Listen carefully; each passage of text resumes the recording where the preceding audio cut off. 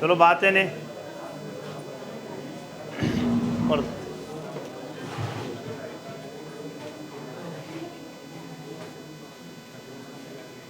क्या चल रहा था? कैग है, मंत्रिमंडल, मंत्रिपरिषद सब समझ में आ गया। आकार, यहाँ तक मंत्रिपरिषद, मंत्रिमंडल, प्रधानमंत्री में कोई दिक्कत किसी को? बोल दो भाई, पक्का ना? हाँ,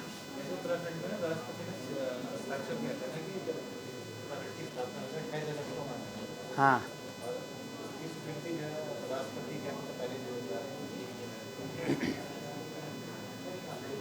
गलत है। कौन कहता है स्वीकृति पहले देते थे राष्ट्रपति? कोई भी एक्ट कब बनता है, कोई राज्य पुनर्गठन अधिनियम कब बनता है? जब राष्ट्रपति साइन करेगा, सदन द्वारा पास होगा। मुझे लग रहा है डाउट प्रैक्टिस सेट में बताया होगा शायद आप लोगों।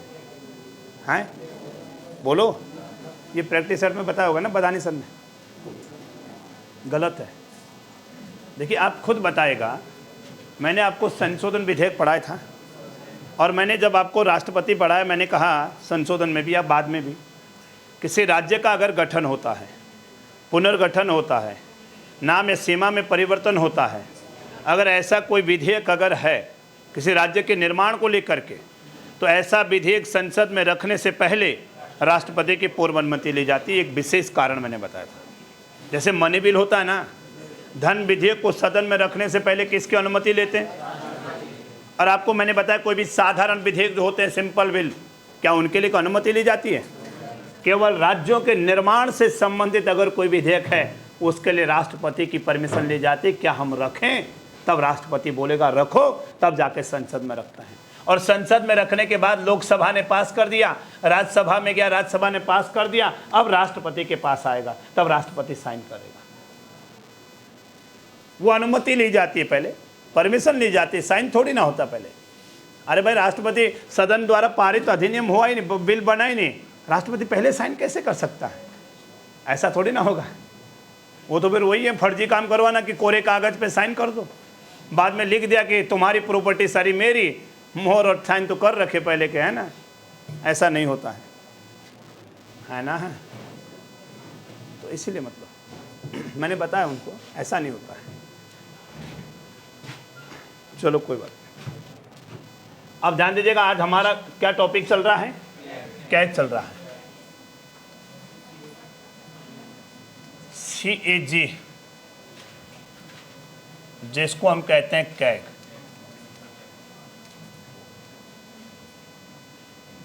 हिंदी में कहते हैं नियंत्रक। नियंत्रक, महालेखा परीक्षक। नियंत्रक, महालेखा, CAG, कैग। कंट्रोलर, क्या बोला मैंने? COMPTROLLER, कंट्रोलर होता है, नॉट कंट्रोलर। मतलब कहीं आप कंट्रोलर मार दोगे तो गलत हो जाएगा। क्या बोला मैंने? Controller, COMPTROLLER,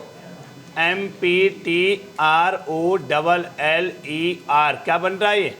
controller. ये होता है, कंट्रोलर नहीं होता है।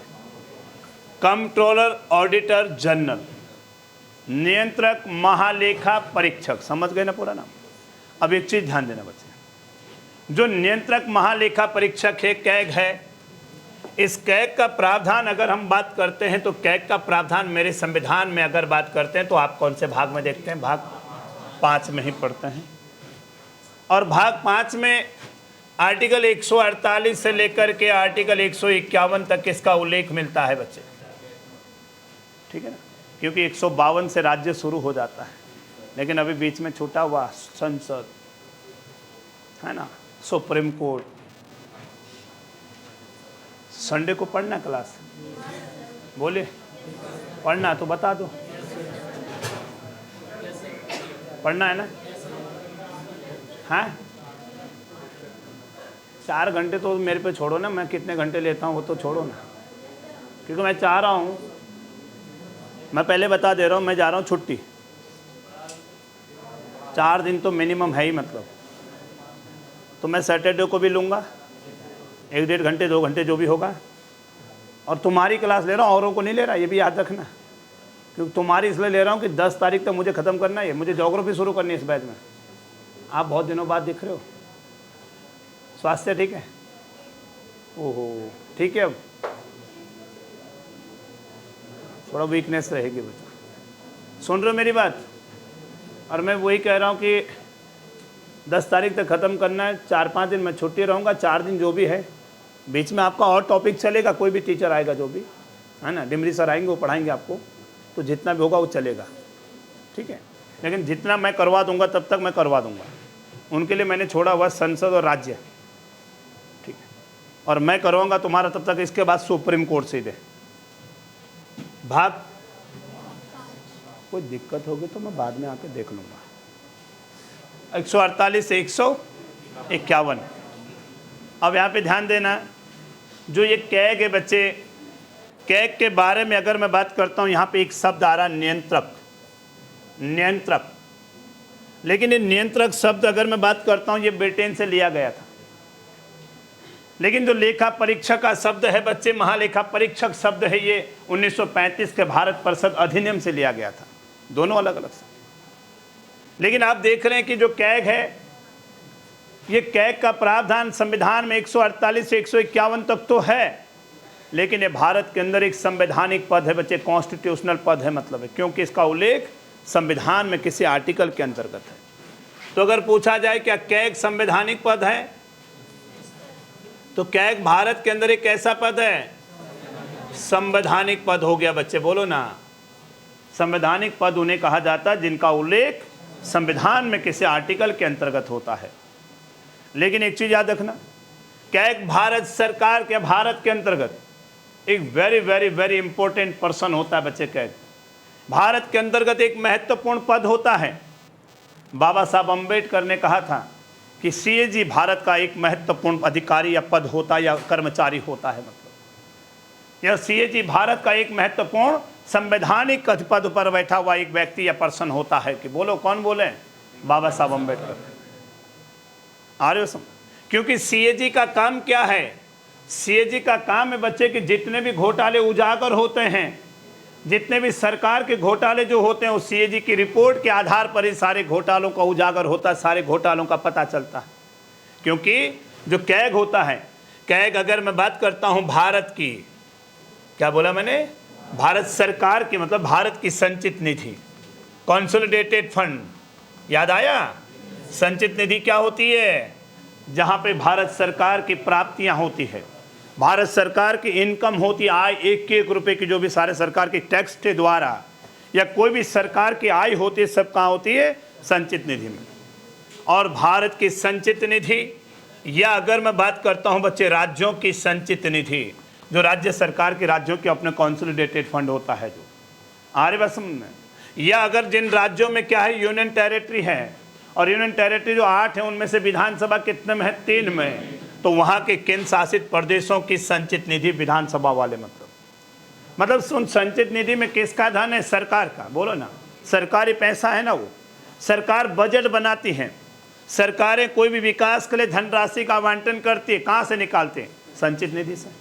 बोले तो सरकार की प्राप्तियां, सरकार की आय कहाँ होती है?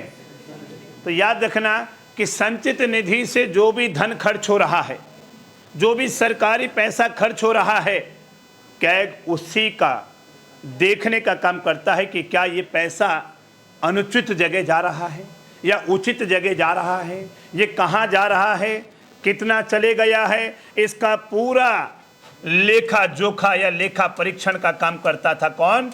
लेखा परीक्षण। बोले बच्चे, लेखा परीक्षण या लेखांकन। अभी बताऊंगा, दोनों में अंतर बता दूंगा मैं। तो बताइए कैग क्या करता है?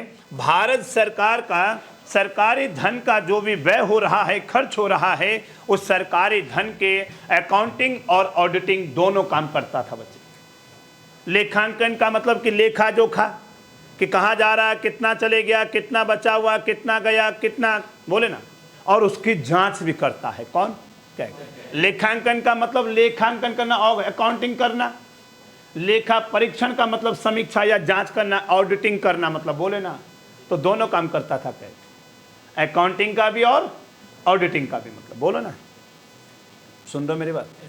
मतलब सरकार, नरेंद्र मोदी सर, देखो सरकारी धन कौन खर्च करती? सरकार। क्या अपोजिशन करे क्या? कहा बोले बच्चे, सरकारी तो सरकारी धन खर्च करती है, सुन रहे ना? तो सरकारी धन का लेखांकन और लेखा परीक्षण करने का काम कौन करता है? कैग करता था। समझ गए यहाँ तक पहले? लेकिन याद रखना, ये सिर्फ उसका लेखांकन कर सकता था और लेखा परीक्षण कर सकता था, अकाउंटिंग कर सकता था, ऑडिटिंग कर सकता था, लेकिन नियंत्रण नहीं था बच्चे इसके हाथ। सरकार अगर वहां से 10,000 करोड़ ले जा रही, ये सिर्फ लिखेगा कितना पैसा सरकारी धन का ले गया, मोदी सरकार ने इतना ले गया, इतना खर्च हो गया, इतना अभी यहाँ बचा हुआ है, इतना जा रहा है, ये पूरा उसका ऑडिटिंग अकाउंटिंग तो करता है, लेकिन ये नियंत्रण नहीं कर सकता है। मतलब नाम से पता चल रहा नियंत्रक, मतलब ये कंट्रोल भी करता होगा, नहीं बच्चे। सरकारी धन, संचित निधि से जो भी धन खर्च हो रहा है, संचित निधि को खर्च करने जो पैसा है उस पर नियंत्रण केवल लोकसभा का होता है, न कि सीएजी का। बच्चे बोलो ना, बोले। नाम से बड़ा भ्रम पैदा कर देता है, मतलब ये कंट्रोल भी करता होगा, ना ना इतना नहीं ले जाओगे, इतना ले जाओगे, इसकी औकात नहीं है। ये सिर्फ उसका करेगा, सरकार जितना खर्च कर रही है इसका काम है हिसाब किताब बनाना। मतलब बोले ना कि जो पैसा जा रहा है ये उचित या अनुचित जगह कहाँ जा रहा है, उसका लेखा परीक्षण करना। बच्चे बोलो ना। तो संचित निधि से होने वाला व्यय, उसका लेखांकन और लेखा परीक्षण का काम कौन करते थे? कैग करता है। बोलो रे, यहाँ तो कोई दिक्कत है? अब यहाँ पे एक चीज ध्यान देना, बाबा साहब अम्बेडकर ने किसके लिए सबसे महत्वपूर्ण पद की बात की थी? लेखांकन का मतलब बच्चे, अकाउंटिंग का मतलब लेखा जोखा करना, ऑडिटिंग का मतलब उसकी जांच परीक्षा करना। दोनों सब समझ गए? बोले रे, ये दोनों काम कैग करता था। किसके लिए? और कैग से लेखांकन और लेखा परीक्षण का काम करता था, जो ये राज्यों के लिए भी और केंद्र के लिए भी, दोनों के लिए। मतलब भारत, अगर उत्तराखंड राज्य का धामी सरकार अगर संचित निधि उत्तराखंड अपने सरकारी पैसे का जो भी खर्च कर रही है, जो भी धनराशि राज्य की संचित निधि से निकाल रही है, उसका भी लेखा जोखा और लेखा परीक्षण कौन करता है? तो कैग बच्चे किसके लिए? केंद्र के भी और राज्यों के भी संचित निधि से होने वाले व्यय का लेखांकन और लेखा परीक्षण का काम करता है। बोले ना, समझ आए ना बच्चे? बोलो। लेकिन यहाँ पे एक चीज ध्यान देना, जो ये सीएजी है इसका थोड़ा हम इतिहास देख लेते हैं पहले। सबसे पहले अगर मैं बात करता हूं पुराना, कि 1858 का एक अधिनियम आया था बच्चे। बोले रे, 1858 का अधिनियम सुना होगा, ब्रिटिश काल का एक एक्ट था। और इसी अधिनियम के तहत भारत में आपने देखा था कि ईस्ट इंडिया कंपनी का शासन समाप्त होकर के भारत का शासन ब्रिटिश क्राउन के हाथों में चले गया था। क्योंकि 1600 से ईस्ट इंडिया कंपनी भारत में शासन कर रही थी या व्यापार करने आई थी। 1764 बक्सर के युद्ध के बाद से उसने शासन करना शुरू कर दिया, व्यापार को धीरे धीरे खत्म करते गई। बोले ना। और उसके बाद से लेकर के कब तक ईस्ट इंडिया कंपनी का शासन रहा? अब 1857 की जो क्रांति हुई थी उस समय तक उसका विरोध हुआ। 1858 में एक ब्रिटिश कानून बनाकर लाए थे भारत में, 1858 का भारत परिषद अधिनियम। और इस एक्ट के तहत ब्रिटिश ईस्ट इंडिया कंपनी का शासन खत्म समाप्त करके भारत का शासन किसके हाथ में चले गया? ब्रिटेन के राजा या रानी के हाथ में चले गया। मतलब आर्य वसम। लेकिन याद रखना बच्चे, यहाँ पे 1858 का जो अधिनियम आया, 1858 की मैं बात कर रहा हूँ सिर्फ। इस समय भारत के जो गवर्नर जनरल थे या भारत के जो वायसराय थे, ये लॉर्ड कैनिंग थे बच्चे। कौन थे? Lord Canning. याद होगा आप लोग, लॉर्ड कैनिंग भारत के वायसराय थे। क्योंकि मैंने कल मंत्रिमंडल 1861 वाला पढ़ाया था, पोर्टफोलियो सिस्टम है ना, इन्हीं के द्वारा अपने कार्यकारिणी के सदस्यों को सबसे पहले विभाग दिए गए थे। तो 1858 में ये थे। और इन्होंने बच्चे सबसे पहले लॉर्ड कैनिंग ने एक महालेखा परीक्षक पद का गठन किया था। पहली बार देख लो, कब? 1858 में किसका पद का? महालेखा परीक्षक। और महालेखा परीक्षक के पद का गठन सबसे पहले किसने किया? लॉर्ड कैनिंग के द्वारा सबसे पहले महालेखा परीक्षक पद का गठन किया गया था। बोले ना। लेकिन इसके बाद आगे चलते हुए 1919 का एक अधिनियम आता है जिसका नाम है मॉन्टेग्यू चेम्सफोर्ड रिफॉर्म, मतलब बोलो ना, मॉन्टेग्यू चेम्सफोर्ड सुधार अधिनियम एक्ट। आता है इसके बारे में कुछ ना गुरुजी, पहले बार सुने। मॉन्टेग्यू चेम्सफोर्ड रिफॉर्म की मैं बात कर रहा हूं। मॉन्टेग्यू चेम्सफोर्ड सुधार अधिनियम ब्रिटिश सरकार भारत के लिए कानून बनाकर ला रही थी। 1919 का अधिनियम जो था, मैं अधिनियम की बात नहीं करूंगा यहाँ पे, मैं केवल कैग की बात कर रहा हूँ आज। लेकिन इस समय मॉन्टेग्यू भारत सचिव के पद पर था और चेम्सफोर्ड इस समय गवर्नर जनरल था। 1919 में भारत सचिव के पद का गठन कब सर्वप्रथम हुआ? 1858 के अधिनियम में, जब यहाँ पे ईस्ट इंडिया कंपनी का शासन खत्म हुआ, ब्रिटिश सरकार ने एक भारत सचिव के पद का गठन किया। और भारत का शासन कौन देखेगा? भारत सचिव। 15 लोगों की एक समिति बना दी भारत सचिव के निर्देशन में। बोलो ना, भारत सचिव कोई और नहीं होता था, भारत सचिव ब्रिटेन का ही कैबिनेट मंत्री होता था। बच्चे आप पैथिक लॉरेंस पढ़े हैं, सुन रहे हो ना मेरी बात? तो यहाँ पे क्या होता है, ये मॉन्टेग्यू कौन था? भारत सचिव। और चेम्सफोर्ड कौन था? Governor general, viceroy. बोलो ना, रॉलेट एक्ट कब आया था? काला कानून, नो अपील, नो वकील, नो दलील। आरे बात समझ। चेम्सफोर्ड इस समय गवर्नर जनरल था। जलियांवाला बाग हत्याकांड 13 अप्रैल 1919, जब निहत्थे लोगों पर जलियांवाला बाग अमृतसर के अंदर उन पर गोलियां चलवाई गई थी, वो भी कौन था? Governor general. यही दोस्त था उस समय, है ना, दोस्त बोलूँगा इस समय, है ना, इसके काम है सारे, बोले। लेकिन अब देखिएगा, इस अधिनियम के तहत, मैं कैग की बात कर रहा हूँ, इस अधिनियम के तहत बच्चे अगर मैं बात करता हूँ, चलो एक क्वेश्चन और बता देता हूँ अलग हटके। किस अधिनियम के तहत प्रांतों में दायर की या द्वैत शासन की शुरुआत की गई थी?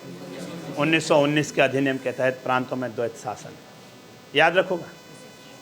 किस अधिनियम के तहत प्रांतों में, राज्यों में द्वैत शासन समाप्त किया गया और केंद्र में लागू किया गया? 1935 का जो अगला अधिनियम आता है। नहीं समझ आए? किस अधिनियम के तहत प्रांतों में द्वैत शासन मतलब दोहरा शासन लागू किया गया था? किस अधिनियम के तहत प्रांतों में समाप्त करके केंद्र में लागू किया गया द्वैत शासन? अगर पूछा जाए किस अधिनियम के तहत प्रांतों को स्वायत्ता या स्वतंत्रता दी गई थी?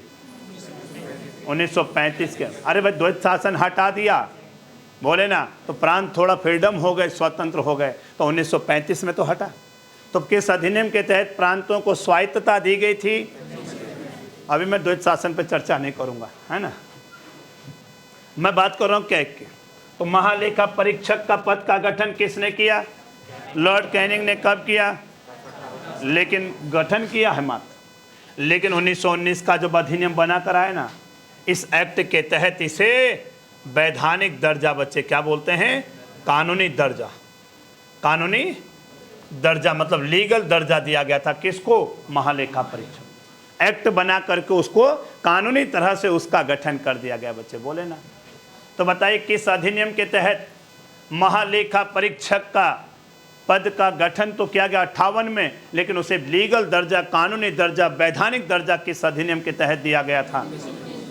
अरे बात समझ। लेकिन अगला अधिनियम आया 1935 का, और 1935 का जो इंडिया काउंसिल एक्ट था, बच्चे बोलो ना, और इस अधिनियम को भारत का मिनी कॉन्स्टिट्यूशन भी कहा जाता है। भारत का लघु संविधान किस अधिनियम को कहा जाता है? इसलिए कहा जाता है इसे क्योंकि इस अधिनियम के तहत बच्चे जो भारत का वर्तमान संविधान है, लगभग 200 आर्टिकल अकेले 1935 के अधिनियम से लिए हैं। 2/3 संविधान भारत का 1935 के अधिनियम से लिया है, जो आज हमारा संविधान है। इसीलिए 1935 का अधिनियम क्या कहलाता है?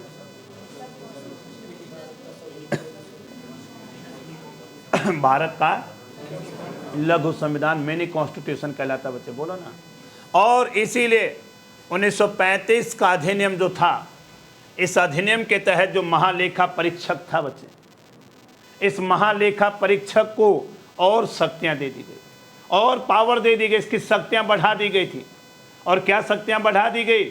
इसको केंद्र के लिए तो महालेखा परीक्षक का काम करता था। इसके साथ साथ उस समय प्रांतों के लिए भी इसको शक्तियां दे दी गई थी। बोलो ना, मतलब सेंटर के लिए तो महालेखा परीक्षण का काम करता था ये, जो ब्रिटिश काल की मैं बात कर रहा हूँ, लेकिन राज्यों को भी क्या बच्चे शक्तियां ऐसे दी गई कि प्रांतीय स्तर पर भी क्या कर सकता है, इसको अधिकार दिया गया था। कहाँ पे?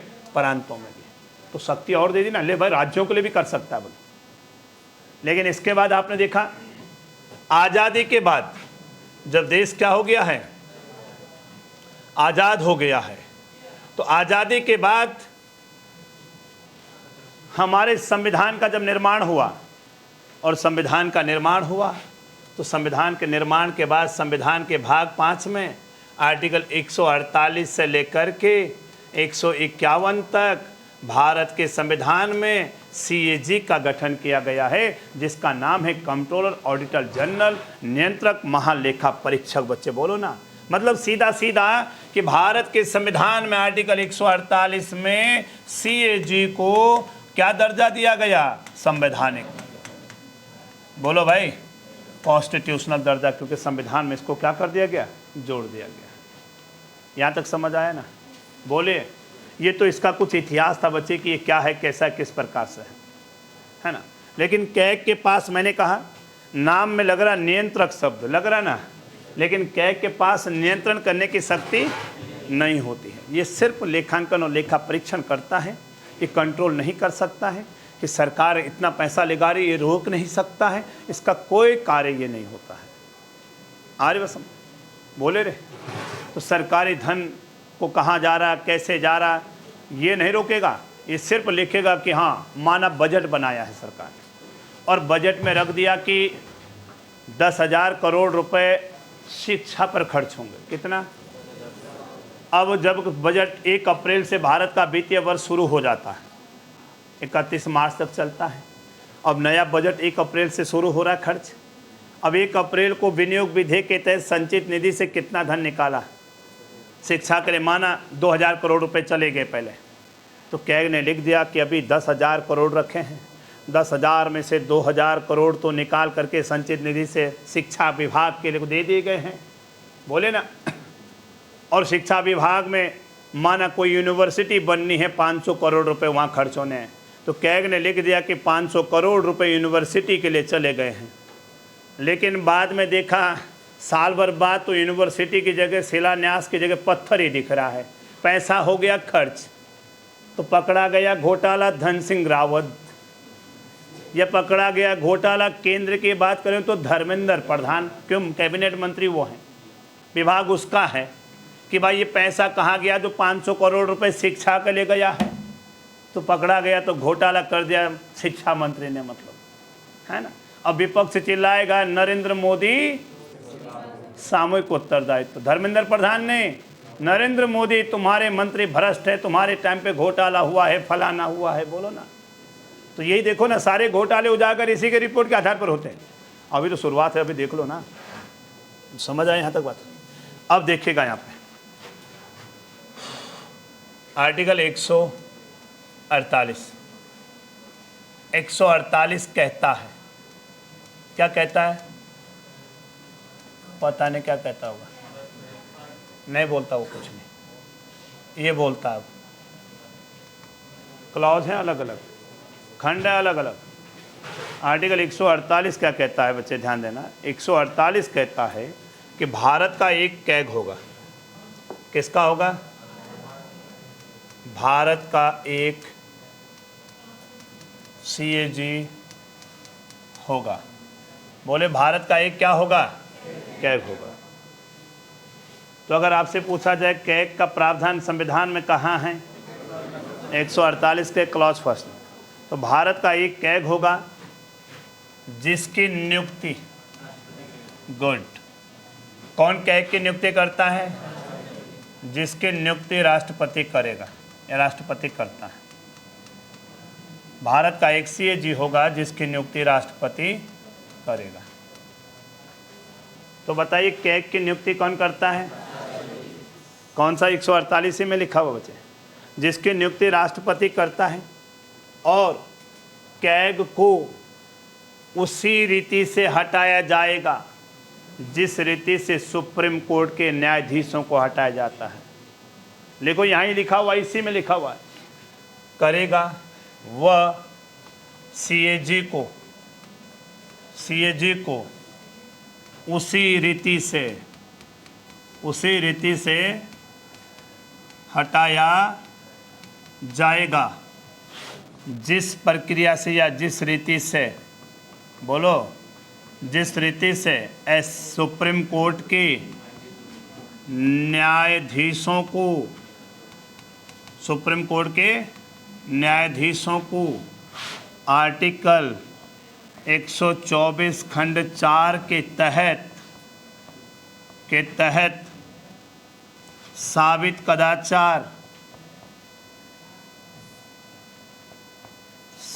कदाचार व असमर्थता के आधार पर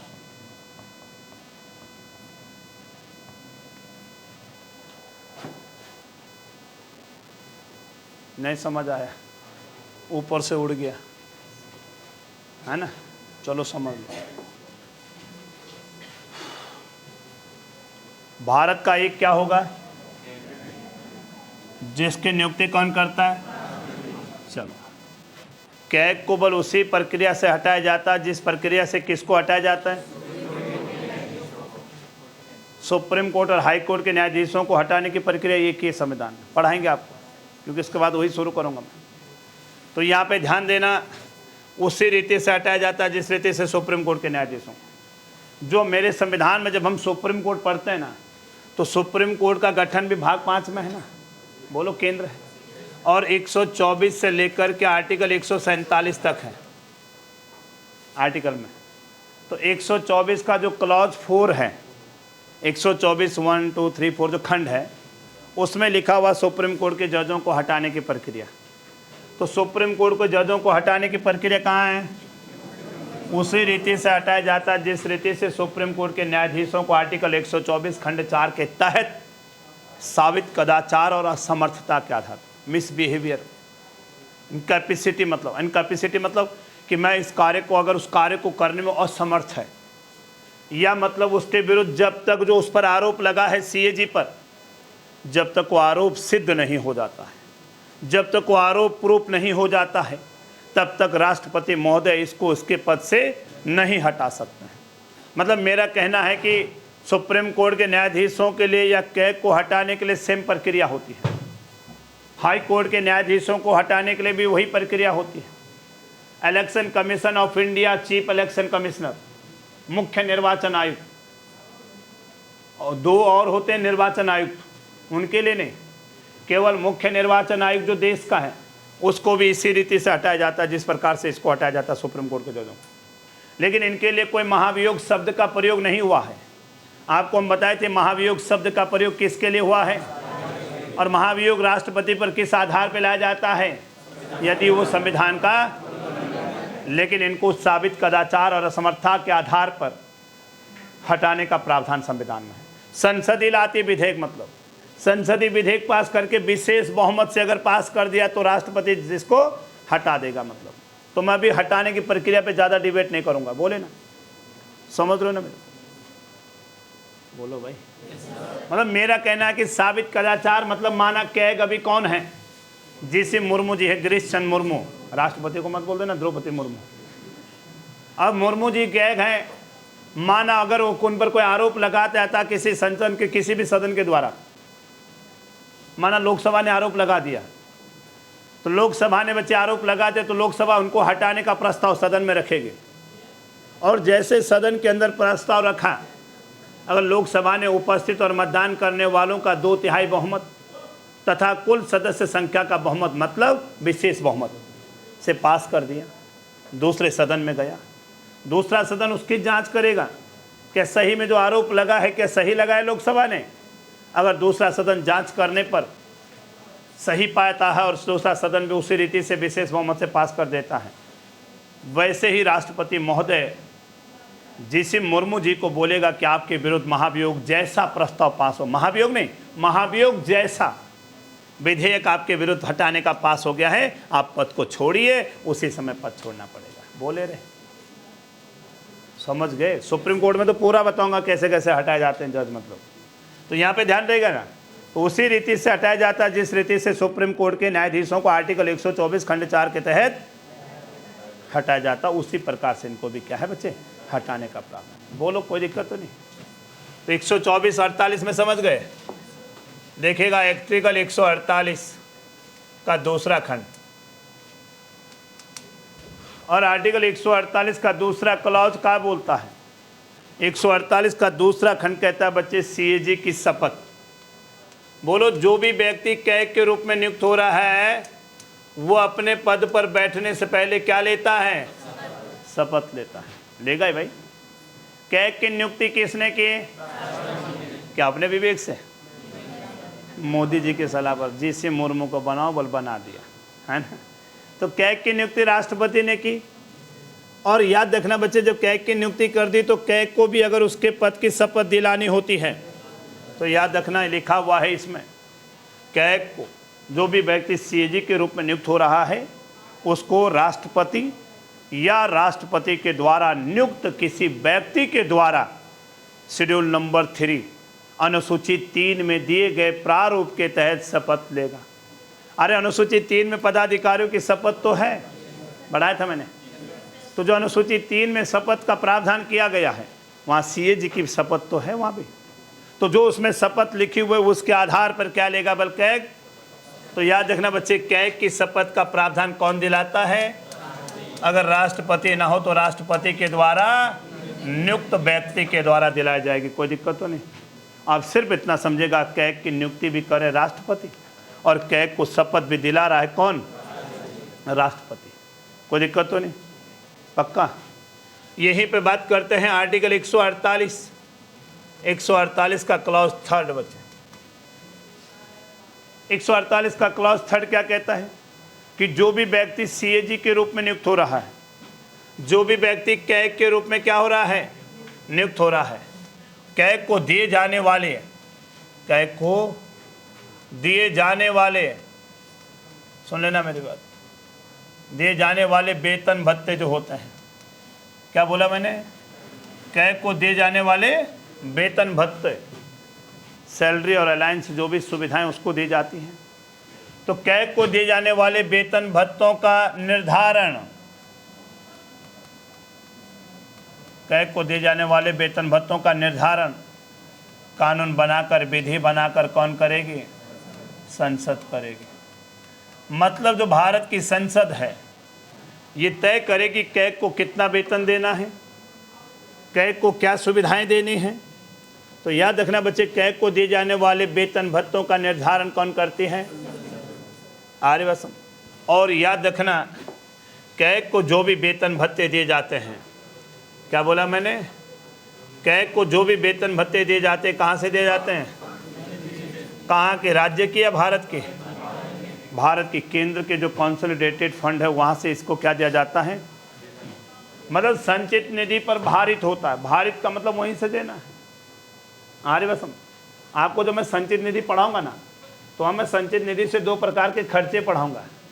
संचित निधि से भारित खर्चा और संचित निधि से होने वाला खर्चा, दोनों अलग अलग होते हैं। अभी आप सिर्फ ध्यान दीजिएगा। तो कैग का वेतन कहाँ से दिया जाता है? कौन तय करेगी? लेकिन जब तक बल संसद को ऐसा निर्धारण नहीं करती है कि कितना देना है, तब तक कैग को सुप्रीम कोर्ट के न्यायाधीशों के बराबर वेतन दिया जाए। क्या बोला? सुप्रीम कोर्ट के जो न्यायाधीश हैं, जज हैं, उनके समान वेतन इसको दिया जाए जब तक संसद कोई निर्धारण नहीं करती है। आ रही बात समझ? और सुप्रीम कोर्ट के जो जज होते हैं, सुप्रीम कोर्ट में टोटल जो जज होते हैं बच्चे, सुप्रीम कोर्ट में वर्तमान में टोटल 34 न्यायाधीश होते हैं। कितने जज सुप्रीम कोर्ट में होते हैं? एक चीफ जस्टिस होता है DY चंद्रचूड़, और 33 कौन होते हैं? 33 अन्य न्यायाधीश होते हैं। लेकिन चीफ जस्टिस का वेतन 2,80,000 रुपये है। मुख्य न्यायाधीश का वेतन कितना है? 2 लाख। और जस्टिस जो अन्य न्यायाधीश हैं 2,50,000 रुपये। तो जब तक संसद कोई निर्धारण नहीं करती तब तक कितना वेतन इनको दिया जाएगा? बोलो रे, 2.5 लाख रुपए इसको वेतन दिया जाएगा, बोले ना। लेकिन एक चीज याद रखना कि जब तक कैग पद पर है बच्चे, जब तक कैग क्या है? पद पर है, तो पदावधि के दौरान, कार्यकाल के दौरान मतलब सुन दो ना, पदावधि के दौरान इसके वेतन भत्तों में किसी प्रकार का कोई कटौती नहीं की जा सकती है और लाभकारी परिवर्तन नहीं कर सकते जिससे इसको कोई नुकसान हो। बोलो भाई। तो कार्यकाल के दौरान क्या सीएजी के वेतन भत्तों में कटौती कर सकते हैं? क्या कोई ऐसा परिवर्तन कर सकते हैं जिससे सीएजी को कोई नुकसान हो? बोलिए।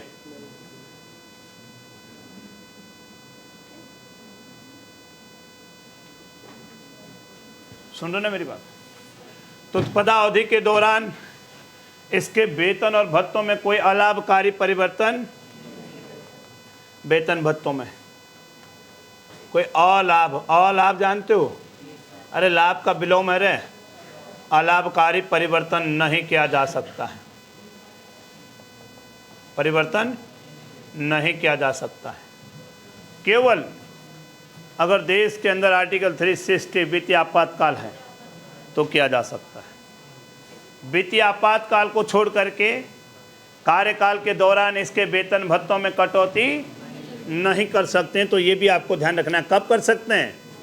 केवल एक बार कर सकते हैं, अगर देश के अंदर क्या लगा हो, अगर 360 वित्तीय आपातकाल की घोषणा जारी है तो कर सकते हैं कार्यकाल को, नहीं तो और टाइम पे इसके वेतन भत्तों में कोई कटौती नहीं कर सकते बच्चे। बोलो ना।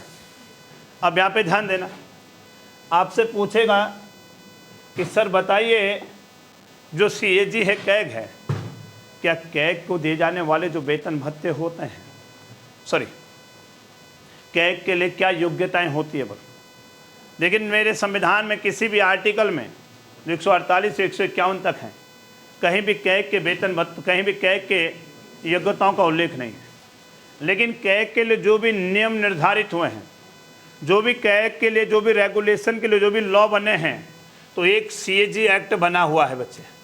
और याद रखना कैग अधिनियम कब का है? 1971 का है। याद रख लेना, कैग के लिए जो भी शर्तें, सेवा शर्तें निर्धारित होती है वो किस अधिनियम के तहत? 1971 का सीएजी अधिनियम है। और इसी कैग अधिनियम के तहत बच्चे क्या किया गया है? इसके लिए योग्यता निर्धारित की गई, जबकि संविधान में नहीं है, मतलब आर्टिकल में नहीं है। सीएजी एक्ट बना हुआ, संसद ने जो सीएजी के लिए कानून बना रखा है, उसके लिए सेवा शर्तें, क्या कार्य करेगा, क्या पावर होगी, जो भी है वो सब इस अधिनियम के अंदर है। और इसी अधिनियम के अंदर बच्चे उसके लिए कुछ योग्यताएं निर्धारित कर रखी कि जो सीएजी होगा, बल सीएजी के रूप में जिस व्यक्ति की नियुक्ति होगी वो क्या होना चाहिए? भारत का नागरिक होना चाहिए। लेकिन योग्यता आपसे नहीं पूछी जाएगी, ये कि एक्ट की बात करो मैं, है ना, नागरिक होना चाहिए। बोलो रे। दूसरा लिखा हुआ है जो सीएजी के रूप में वह व्यक्ति जो कैग बनाया जाएगा, बल लोक वित्त का मतलब सरकारी फाइनेंस, मतलब सरकारी धन का मतलब, लोक वित्त और लोक लेखा पब्लिक अकाउंट का अच्छा जानकार होना चाहिए। ऐसा व्यक्ति होना चाहिए जो किसका अच्छा जानकार हो? लोक वित्त, पब्लिक फाइनेंस, बोलो ना, व लोक लेखा पब्लिक अकाउंट्स का जिसे अच्छा जानकार हो, ऐसे व्यक्ति को क्या बनाया जाए? कैग बनाया जाना चाहिए। तो आपसे योग्यता नहीं पूछेगा, ये मैं बता रहा हूँ मतलब। लेकिन इतना जरूर याद रखना, कैग अधिनियम कब का है? तो ये आपका है 1980। बोले बच्चे। लेकिन अगर आपसे ये पूछा जाए कि कैग के कितने सदस्य होते हैं, कैग की संरचना क्या है, तो याद रखना कैग की संरचना नहीं, केवल एकल सदस्य होता है। क्या होता है? एकल सदस्य होता है। और जो महाधिवक्ता होते हैं, सॉरी, कैग के एकल सदस्य होता है, केवल सीएजी होता मात्र, कोई और सीएजी के साथ और नहीं। लेकिन जो इसके विभाग, जो कार्यालय होते हैं, वहाँ पे अधिकारी कर्मचारी होते हैं, जैसे आईएएस, पीसीएस, सचिव वगैरह, उनके माध्यम से जो लेखांकन का काम करते हैं बच्चे। आर्य वसंत। लेकिन कैग केवल एकल सदस्य होता है, तो ये भी आपको ध्यान रखना है। तो महालेखा परीक्षक विभाग का जो कार्यालय है, मतलब उसका संवैधानिक प्रमुख होता है बच्चे। ये बोलो ना, कई बार आप सुने होंगे सीजीएल के तहत कई लोग कैग में एक सिलेक्शन लेते हैं। जितने भी IAS PCS अधिकारी होते हैं कई लोगों को CAG में डाला जाता है, बोले ना। तो यही मैं बात कर रहा हूँ कि कैग बच्चे एकल सदस्य होता है, तो ये भी आपको क्या रखना है, ध्यान रखना है। यहाँ तक कोई दिक्कत तो नहीं, बोलिए। तो याद रखना कि कैग की नियुक्ति कौन करे थे, कैग को शपथ कौन दिलाए थे। लेकिन अगर कैग अगर अपना त्याग पत्र देना चाहता है तो कैग अपने कार्यकाल से पहले अगर रेजिग्नेशन लेटर देता है तो आपको ये भी ध्यान रखना बच्चे, CAG अपना त्यागपत्र राष्ट्रपति को देता है। माना GC मुर्मू साहब अगर आज अपने पद का रिजाइन करना चाहते हैं तो कार्यकाल से पहले वो अपने पद का जो त्याग करते हैं वो किसको सौंपेंगे बच्चे। तो ये भी आपको ध्यान रखना कि CAG अपना पद त्यागने से पहले किसको देता है, राष्ट्रपति को अपना त्यागपत्र सौंपता है। लेकिन आप देखोगे सर CAG जो है, ये CAG का कार्यकाल कितना होता है, बल्कि जो CAG होता है इसका कार्यकाल कितना होता है बल, तो इसका कार्यकाल 6 वर्ष या 65 वर्ष की आयु जो भी पहले पूरी हो जाती है। याद आ रहा है, समझ जाते हो इस लाइन को आप लोग। कैग का कार्यकाल कितना होगा, 6 वर्ष या 65 वर्ष की आयु, 65 वर्ष की एज जो भी पहले क्या हो जाती है। माना मैं 62 साल में CAG नियुक्त हुआ हूँ तो मैं कितने साल रहूँगा, क्यों 65 साल तक। अगर मैं 50 साल में CAG नियुक्त हुआ तो तब 6 साल रहूँगा। तो जो भी पहले पूरा होता है मतलब उस समय रिटायर्ड हो जाएगा। तो 5-6 साल या 65 वर्ष की आयु तक CAG का क्या होता है बच्चे, कार्यकाल होता है, बोले ना। और या उससे पहले कभी भी अपना पद क्या कर सकता है, रिक्त कर सकता है, खाली कर सकता है। और अपना त्यागपत्र किसको देता है बच्चे, राष्ट्रपति महोदय को अपना त्यागपत्र देता है मतलब। लेकिन हटाने की प्रक्रिया आपने देख ली। जिस प्रकार से सुप्रीम कोर्ट के न्यायाधीशों आर्टिकल 124 खंड 4 के तहत साबित कदाचार असमर्थता के आधार पर हटाया जाता है, उसी प्रकार को CAG को भी क्या है, उसके पद से हटाया जाता है। तो ये भी आपको क्या रखना है, ध्यान रखना है, बोले बच्चे। लेकिन कैग की सेवा शर्तें वेतन भत्तों का निर्धारण कौन करती है। कैग को वेतन भत्ते कहाँ से दिए जाते हैं, क्या कैग के कार्यकाल के दौरान उसके वेतन भत्तों में कोई कटौती कर सकते हैं, केवल एक बार कर सकते हैं। कब, पक्का, झूठ तो नहीं बोल रहा। अच्छा, तो यहाँ तक समझ गए, पहले बोलो ना। अब एक चीज़ यहाँ पे ध्यान देना, मैं यहीं पे आगे बात करता हूँ। आर्टिकल 149 पे चर्चा करते हैं थोड़ा।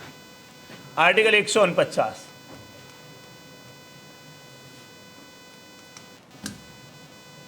आर्टिकल 149 क्या कहता है कि जो भी कैग के कर्तव्य और दायित्व तो होते हैं, कि कैग की जो कैग है उसकी क्या ड्यूटीज होगी बल, उसकी क्या रिस्पॉन्सिबिलिटी होगी बल। तो कैग के कर्तव्यों और दायित्वों को निर्धारित करने का अधिकार संविधान में संसद को दिया गया। बोलो बच्चे, कैग के क्या रे, कर्तव्य व दायित्व, कर्तव्य व दायित्वों को निर्धारित करने का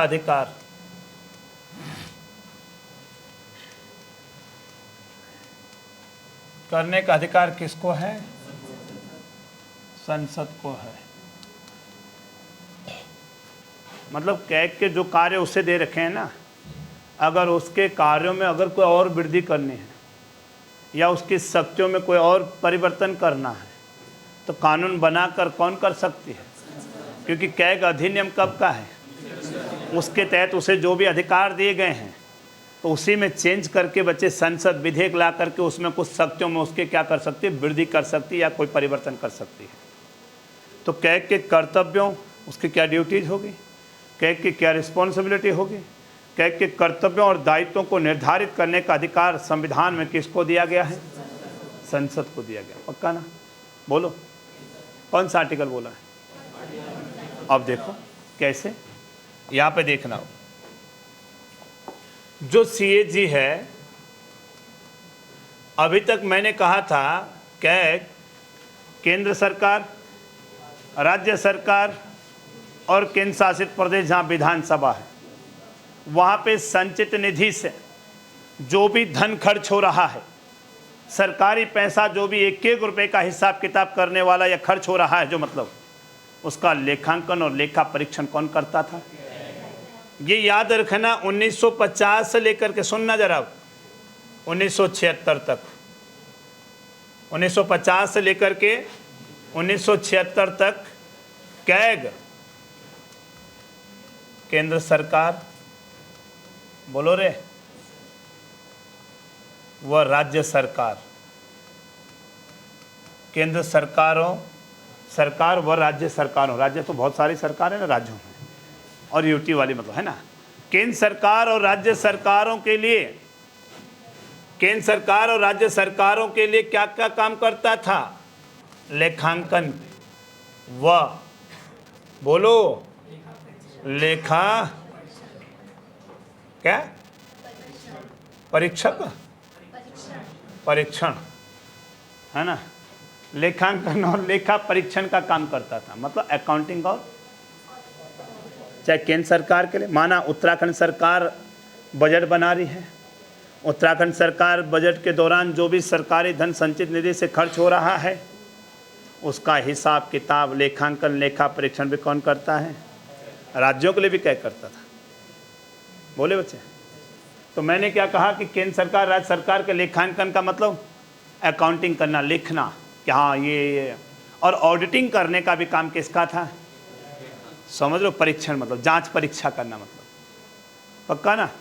लेकिन नियंत्रण करने की शक्ति, सरकारी धन या संचित निधि पर नियंत्रण किसके हाथ में होता है?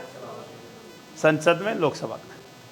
अब देखिएगा, तो ये लेखांकन और लेखा परीक्षण किस किस के लिए कर सकता था? दोनों के लिए। कब से कब तक? पक्का। अब 1976 में क्या होता है?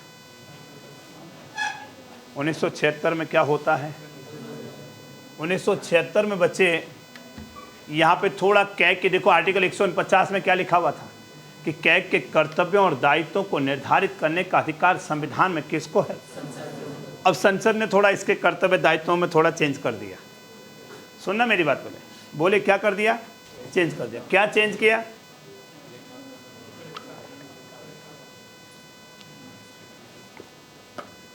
क्या चेंज किया? देखो यहां पे 76 तक, 50 से लेकर के, गठन से लेकर के, ये केंद्र और राज्यों के लिए लेखांकन और लेखा परीक्षण का काम करता था। लेकिन 1976 में, याद रखना, 1976 में ये परिवर्तन कर दिया। और यहाँ पे क्या परिवर्तन कर दिया कि जो केंद्र है, केंद्र माने केंद्र सरकार के लिए, बोलो ना, और दूसरा कौन? राज्यों के लिए। केंद्र के लिए और राज्यों के लिए दोनों अलग अलग कर दिया गया। इसका मतलब क्या कर दिया कि जो कैग है वो केंद्र सरकार के लिए केवल, याद रखना बच्चे, केवल याद रखना, ये केवल केंद्र सरकार के लेखा परीक्षण का काम करेगा। क्या काम करेगा? ऑडिटिंग का काम करेगा बच्चे, लेकिन लेखांकन का, लिखने का नहीं करेगा। तो बताइए कौन केंद्र सरकार के लिए अब वर्तमान में लेखांकन, लेखा परीक्षण का काम करता है? आर्य बस। लेकिन अगर मैं राज्यों की बात करता हूं, राज्यों के लिए ये लेखांकन भी करता है और लेखा परीक्षण भी करता है। मतलब राज्यों के लिए 1950 से लेकर अभी तक अकाउंटिंग और ऑडिटिंग दोनों काम कौन करता है? कैग। क्षेत्र में सिर्फ एक चेंज कर दिया कि जो केंद्र के लिए लेखांकन और लेखा परीक्षण भी करता था, उसमें से केवल क्या काम करेगा? लेखा परीक्षण कौन करेगा? कैग। लेकिन यहां पे कहा गया केंद्र के लिए जो लेखांकन का काम है, बच्चे सुन लेना मेरी बात, केंद्र के लिए जो अकाउंटिंग का काम है वो कौन नहीं करेगा? कैग नहीं करेगा, बल्कि इसके लिए सीजीए करेगा। CGA, not CAG. सीजीए अलग है और सीएजी अलग है, बोलो रे। और कई बार हम एग्जाम में पूछ लेता है निम्नलिखित में से कौन भारत का सीजीए है? हम आंखें दिमाग चाहे प्रेशराइज होता है एग्जाम के लिए, और हम ये नहीं देख रहे हैं कि वो लेखा परीक्षक पूछ रहा है और वो नियंत्रक महालेखा नहीं। वो सीजीए को हम जल्दी में ओवर कॉन्फिडेंस में कैगी पढ़ लेते हैं और मार देते हैं जीसी मुर्मू, है ना। लेकिन यहाँ पे किसका गठन किया गया था? CGA, controller general of account, और कंट्रोलर ऑडिटर जनरल। क्या सीजीए क्या होता है? बोलो रे।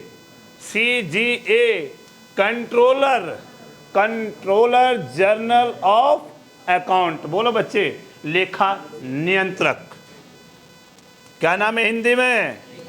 लेखा नियंत्रक। बोलो, दोनों अंतर है ना।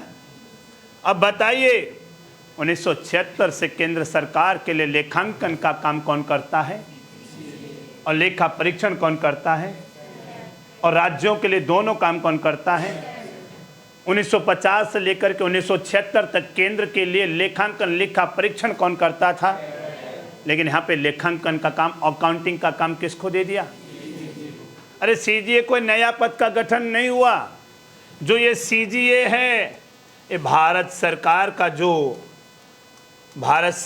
का जो एक मंत्रालय है, कौन सा? वित्त मंत्रालय, फाइनेंस मिनिस्ट्री। बोलो ना, वित्त मंत्रालय के अधीन एक काम करता है पहले से।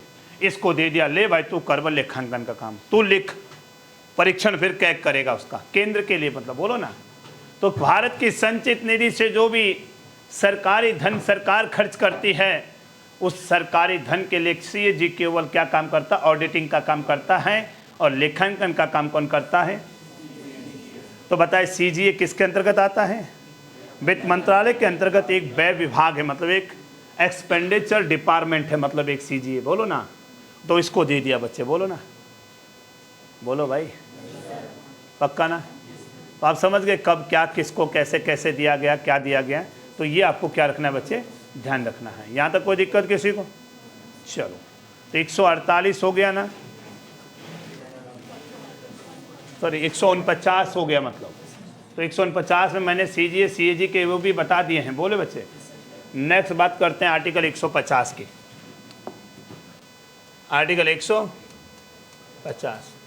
देखो, आर्टिकल इतने महत्वपूर्ण नहीं होते हैं सारे, मैं इसलिए आर्टिकल बताता हूं कि आर्टिकल भी याद रहेगा, ना रहे तो जरूरी ना, लेकिन कुछ आर्टिकल तो याद करने पड़ते हैं। 148 तो करना पड़ेगा, लेकिन इनके अंदर जो मैं बातें कहता हूं ना, वही एग्जाम में पूछा जाता है बस, है ना। मेन चीज़ कॉन्सेप्चुअल है, मतलब फैक्ट नहीं, आर्टिकल रट के कुछ नहीं होता, ठीक है ना। कई लोग मेरे पास आते हैं, सर आर्टिकल याद ही नहीं होते। बोल कैसे नहीं होते? 10 बार पढ़ लो। 150 और 151 दो आर्टिकल। 150 कहता है, प्रावधान है कि कैग की रिपोर्ट। अब देखो बच्चे, कैग क्या करता है? जो सीएजी है, ये प्रत्येक साल भारत सरकार के लिए बजट बनता है, राज्यों के अंदर भी प्रत्येक साल बजट बनते हैं, प्रत्येक साल सरकार संचित निधि से धन को खर्च करने का काम करते हैं। अरे तो प्रत्येक साल कैग एक साल का जो भी लेखा जोखा या अकाउंटिंग होता है, मतलब बोलो ना, प्रत्येक साल कैग क्या करता है बच्चे? प्रत्येक साल की क्या करती है? एक रिपोर्टें तैयार करती है, मतलब अपने जो उसका काम है, जो भी काम करती है। तो कैग प्रत्येक साल क्या करती है? जो रिपोर्ट तैयार करती है कि कितना पैसा खर्च हुआ, कितना हुआ, क्या हुआ, कैसे हुआ। बोले ना आर्य बसम। तो कैग प्रत्येक साल अपना प्रतिवेदन तैयार करती है, और जो कैग रिपोर्ट तैयार करती है, तो इस आर्टिकल 150 में लिखा हुआ है, इसमें प्रावधान है कि कैग की जो रिपोर्ट होगी उसे राज्य विधानमंडल के अंदर या संसद के अंदर किस रूप में प्रस्तुत किया जाएगा, कौन करेगा, इसका निर्धारण राष्ट्रपति करेगा। मतलब जो सीएजी की रिपोर्ट है बच्चे, किसकी रिपोर्ट? अरे जो सीएजी ने बच्चे अकाउंटिंग और ऑडिटिंग का काम किया है, मतलब तो प्रत्येक साल जो भी सरकारी धन खर्च हो रहा है उसकी प्रत्येक साल भर का रिपोर्टें तैयार होती है, प्रत्येक साल लेखा जोखा। बोलो ना। और कैग की रिपोर्ट को, अगर केंद्र की रिपोर्ट है तो बल संसद में, और राज्यों की रिपोर्ट है तो राज्य विधानमंडल में कौन रखेगा, कैसे रखेगा, किस रूप में रखेगा, इसका निर्धारण कौन करेगा? राष्ट्रपति करेगा। मतलब ये राष्ट्रपति तय करेगा कि जो सीएजी की रिपोर्ट है, जो प्रत्येक साल का जो प्रतिवेदन तैयार कर रहा है, उस रिपोर्ट को राज्य विधानमंडलों में या संसद में किस रूप में या किस प्रकार से प्रस्तुत की जाएगी, तो कौन निर्धारण करेगा? सुन लो ना, राष्ट्रपति तय करेगा। और इसीलिए आर्टिकल 151 में साफ लिख दिया है, आर्टिकल 151 में लिख दिया कि अगर कैग की जो रिपोर्ट है, अगर राज्य विधानमंडल की रिपोर्ट है, बच्चे बोलो ना, कैग की रिपोर्ट, इसमें लिख दिया कैग की रिपोर्ट संसद में, अगर केंद्र सरकार की रिपोर्ट है, मतलब बोलो ना, जो केंद्र सरकार का पूरे साल का जो उन्होंने तैयार किया है, कैग की रिपोर्ट संसद में राष्ट्रपति रखवाता है। बोलो बच्चे, कौन रखता है? और राज्य विधानमंडलों की रिपोर्ट राज्यों में, बोलो ना, राज्यों की रिपोर्ट राज्य विधानमंडल में, विधानसभा में, मतलब बोलो ना, कौन रखेगा? राज्यपाल रखेगा। कोई दिक्कत तो नहीं। माना उत्तराखंड की जो 1 साल की कैग की रिपोर्ट है, 1 साल का जो भी है, तो ये रिपोर्टें बच्चे राज्य विधानसभा के अंदर रखी जाती है। मतलब सारी पता तो चले विपक्ष को कितना सरकार ने खर्च किया है, कितना पैसा 1 साल में बजट बनाया, अभी तक क्या स्थिति है। कहीं लिख दिया धामी जी ने, हमने बनाया विश्वविद्यालय, और ग्राउंड पे देखो तो कुछ नहीं, तो विपक्ष तो बोलेगा कहाँ ये विश्वविद्यालय, ये तो सरकार ने बहुत बड़ा घोटाला कर दिया है। तो यही तो पकड़े जाते हैं घोटाले, बोले रे। तो कैग की रिपोर्ट देखो, कैग जो भी रिपोर्ट तैयार करता है, तो याद रखना, केंद्र की रिपोर्ट, कैग अपनी रिपोर्ट किसको देता है? संसद की। और राष्ट्रपति उसको कहाँ रखवाता है? याद रहेगा ना, राज्य विधान, कैग अपनी रिपोर्ट राज्यों की किसको देगा? और राज्यपाल उसे कहाँ रखेगा? तो यही क्वेश्चन पीसीएस में आया था अभी, निम्नलिखित में से सीएजी अपनी रिपोर्ट किसको सौंपता है? अभी तो याद रहेगा, 5 महीने 3 महीने बाद कंफ्यूज हो जाते हैं, अरे राष्ट्रपति को देता है या विधानमंडल में रखता है या प्रधानमंत्री को देता है। तो इसे दिमाग में सेव कर लो, ये आया था अभी, मैंने पेपर दिया अभी का, मतलब जो हुआ था पीसीएस का, ठीक है ना। प्री नहीं हुआ तो पेपर उठा के देख लेना, अगर झूठ बोल रहा हूँ, मैं झूठ बोल रहा हूँ, मत करो भरोसा, हमारा कहाँ है, ठीक है ना। तो कैग के रिपोर्ट को देख लो, कहाँ कहाँ कौन कौन कैग का रखता है, बोलो ना बच्चे। थोड़ा बच गया, थोड़ा कल चर्चा करेंगे, थोड़ा है, नहीं हो पाएगा अभी, मैं भी थक गया हूँ। अभी दूसरी क्लास में अंदर जाना है, फिर उसके बाद 3 में जाना है, कंटिन्यू है ना। पानी पीने का टाइम भी तभी तो क्लास में मांगता हूँ पानी भी। कोई बात नहीं, थोड़ा बच्चा है। इसमें एक समिति बची हुई है, लोक लेखा समिति, पब्लिक अकाउंट कमेटी, उसके बारे में यहाँ चर्चा करते हैं। ये लोक लेखा समिति क्या करती हैं और कैग के कार्य क्या क्या है, यही आपका बचा हुआ है। समझ आए? यहाँ पर मैं भेज दूंगा, पूरा लिख लेना है ना। और कल ही हमारा शुरू हो जाएगा सुप्रीम कोर्ट, ठीक है भाई, बोलो। चलो, कैग केंद्र सरकार का लेखा परीक्षण करता है और सीजीए लेखांकन करता है। बिल्कुल करता है जी, सर ने हमें देख बंद कर दिया।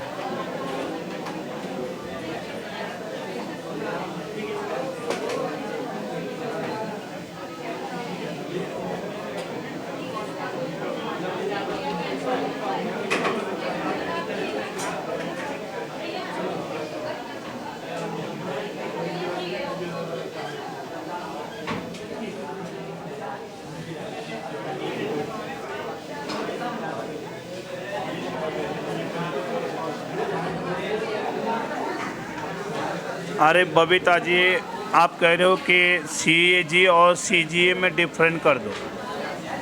एक होता है नियंत्रक महालेखा परीक्षक कैग, और एक सीजीए होता है बच्चे जो भारत सरकार के वित्त मंत्रालय के अधीन एक व्यय विभाग में होता है। तो कैग से सिर्फ केंद्र सरकार के लेखांकन के कार्य सीजीए को दे दिए, लेखांकन तुम करो, और ऑडिटिंग कौन करेगा? केंद्र सरकार के मामलों का सीएजी करेगा। लेकिन राज्यों के लिए बच्चे कैग ही दोनों काम करता है अभी भी, 1950 से लेकर के अभी तक, लिखने का भी और परीक्षण का भी।